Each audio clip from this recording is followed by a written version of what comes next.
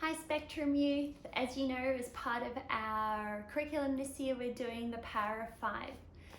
So I want to share with you something that I was inspired by during the week from Fuller Youth Institute. So they talk about loss and gratitude. So I wanted to call this grief and gratitude.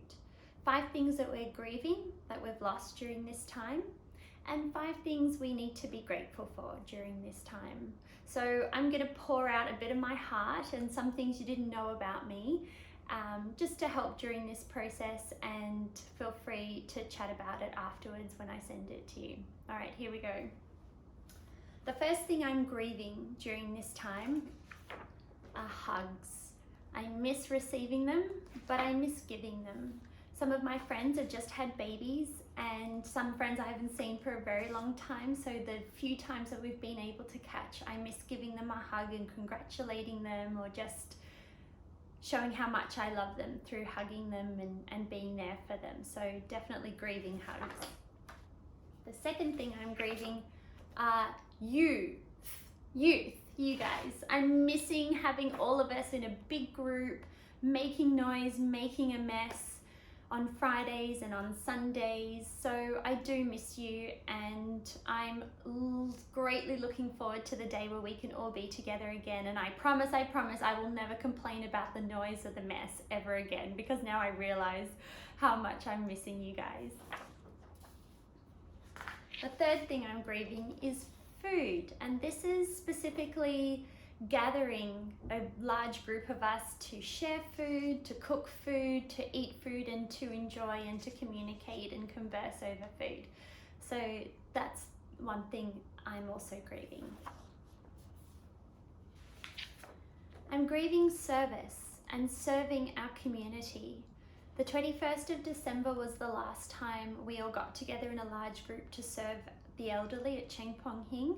So I'm grieving being able to go a few times a month and serving in other places around Hong Kong that rely on us, that give us energy and hope, even though our purpose is to go there and give them hope and to spread the gospel. But I'm missing serving our community. Yes, we have been serving when we've given out lychee with face masks during Chinese New Year, and this was so wonderful to do, and we can continue to keep doing that. And the peace boxes that you've all helped with packing and contributing to, but it's the monthly and several times a month activities that I do miss. The 5th thing I miss is traveling, and traveling freely. Yes, we can travel on buses and MTRs and trams safely and cautiously. We can walk from place to place, but I do miss traveling freely. I've been traveling for about 30 years of my life, and for 10 of those years I worked in the travel industry, and I was traveling up to 6 times a year to many different locations. And my brother is an aerospace engineer, so I love the whole concept and the engineering and the science behind an aircraft and the mechanics behind it as well. So I miss getting on a plane and smelling the jet fuel, and yes, I do like airplane food as well. So I miss that about traveling just at the moment. But here are the 5 things that I am grateful for. Here are the 5 things with gratitude. Technology. This is the way we can communicate at the moment when I can't see you in person, or when I can't go out and visit, etc. So technology is keeping us connected. My cousins overseas, my family in Australia and New Zealand, friends in Europe. This is how we're keeping in touch, through technology. Water. I am grateful for water. How many times have you washed your hands today or this week? And there's clear, clean, running water to drink, to cook with, to wash our hands, to keep us safe and healthy. I'm grateful for water. I'm grateful that I have more and different creative opportunities in my job. I'm thankful for our pastors for giving me this creative freedom. So I'm very grateful that I can be creative and learn new things on my computer with you, and different ideas I can then share with others. I'm grateful for more time. Yes, I have more time to read, to process, to think, to write, to debate. I have more time to cook for myself and for my friends who unfortunately are in quarantine at the moment, so I've had more time to look after them as well. So I'm grateful for that little bit extra time. And lastly, I'm grateful for these current challenges. Some of you are going through far worse, and it is difficult, and I do empathize. We're not going all through the same thing at the moment, but we are being challenged in different ways.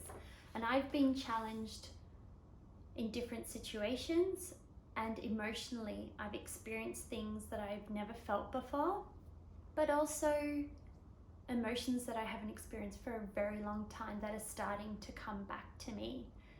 And during this time, I feel that as part of the challenges that we're experiencing, it's a time for growth.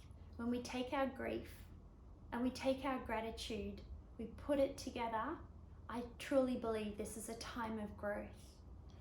I read a quote and it said, sometimes when you're in a dark place, you're not being buried, you're actually being planted.